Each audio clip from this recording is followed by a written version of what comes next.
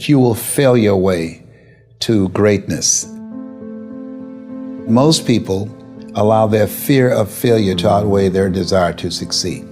When you're willing to fail again and again and again, when you make up your mind to become unstoppable, when you make up your mind to become a no matter what person, then that will then give birth to a part of yourself that you don't know right now.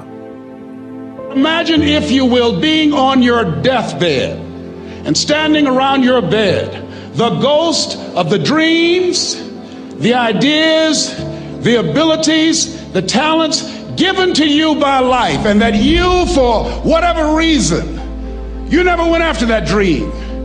You never acted on those ideas. You never used those talents. You never used those gifts. And there they are standing around your bed looking at you with large angry eyes saying, "We came to you, and only you could have given us life. And now we must die with you forever." See, most people stop short of their dreams and park and get off the highway of life because of the rejections of life. You will always be rejected. It's no big deal. Jack Canfield said rejection is a myth. It's not like when somebody says no and then they slap you. No, it's just, to me, make no your vitamin. Get excited about the no. Why? Because every time someone says no, that brings you another step to a yes. You're getting closer. Trust me, you will win if you don't quit. You will win if you don't quit. Even a broke clock is right twice a day. As you go through the challenges of life and you look at it and embrace whatever comes to you, don't run from it. Step toward it. Don't try and duck it like most people do. See, most people want it easy. See, easy come, easy what? Easy go. See, but when you go at what you're going to deal with and you deal with the difficulties of it, when you handle those hard things close at hand, making those hard decisions right now that you don't want to make, learning those things that you don't like to do, but you know that in order for you to get where you want to go, this is one of the hoops that you have to flip through. And I'm saying to you, whatever you got to do it, because if you don't, life is going to whoop you until you surrender. You have something that you brought to the universe, and that if you decide that my life deserves my developing this what I do well, and becoming the best at it, and mastering myself, and seeing what I have within me, if you decide to drop your buckets where you are and develop your gifts, I grant you, you'll never ever be without. I grant you that your gifts will take you places that will literally amaze you. I grant you that if you begin to work to develop your gifts, you'll develop a strong sense of happiness. You'll get a larger vision of yourself, because part of beginning to get a larger vision of yourself, all of us need some area of our lives where we can have a feeling of competence. That people know when they think about this area, that's something you do. That you eat and sleep that. And that you do that. You do that. Changing is not easy. That changing your life, changing habits, reinventing yourself, picking yourself up after life has knocked you flat on your back. I've got to say, when life knocked you down, try and land on your back, because if you can look up, you could get up. Well, that sounds cute, but that's not easy. When I was diagnosed with prostate cancer 17 years ago, that first time that happened, I said, hey, I can handle this. Then when it came back a year later, last year, 17 years later, and this time it metastasized to 7 areas of my body and ate 40% of my T1 vertebrae. Now the stakes are higher. It's this life saying, okay, Mr. Motivator, you beat cancer the first time. What you gonna do now? I started laughing. When the doctor told me, he said, why are you laughing? Are you in denial? I said, no. I said, I feel like Mother Teresa. He said, what do you mean? She said, Lord, I know you know how much I can bear. I just wish you to have so much confidence in me. I said, the stakes are higher. So I've got to dig in and got to fight more, because at the end of the day, life is a fight for territory. And once you stop fighting for what you want, what you don't want will automatically take over. And so it's a fight, it's a challenge in life every day. And what we have to do is embrace it. What we have to do is see it as a project to be worked on.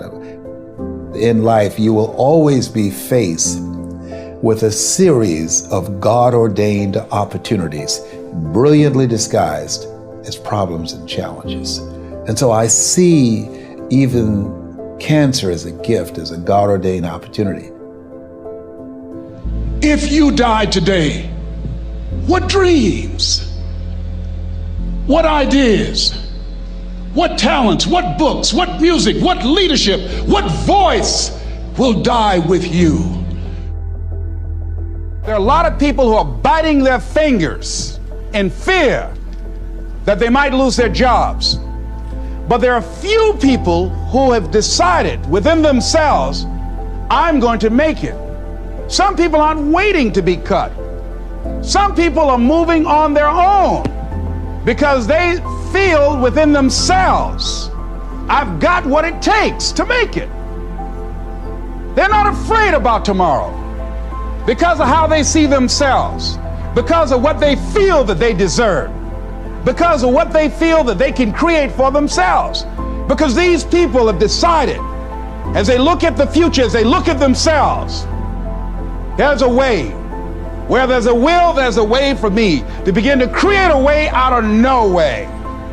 And when you have that kind of consciousness, when you have that kind of spirit, nothing can stop you. Nothing.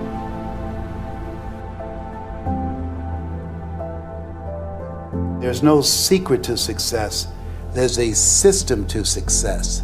And no matter what organization you become a part of, the system works if you work it. If you don't work it, it won't work. But it works if you work it. And that's one four-letter word that most people don't like. They're not willing to work. There are winners, and there are losers, and there are people who have not discovered how to win. And all they need is some coaching. All they need is some help and assistance, just a little support.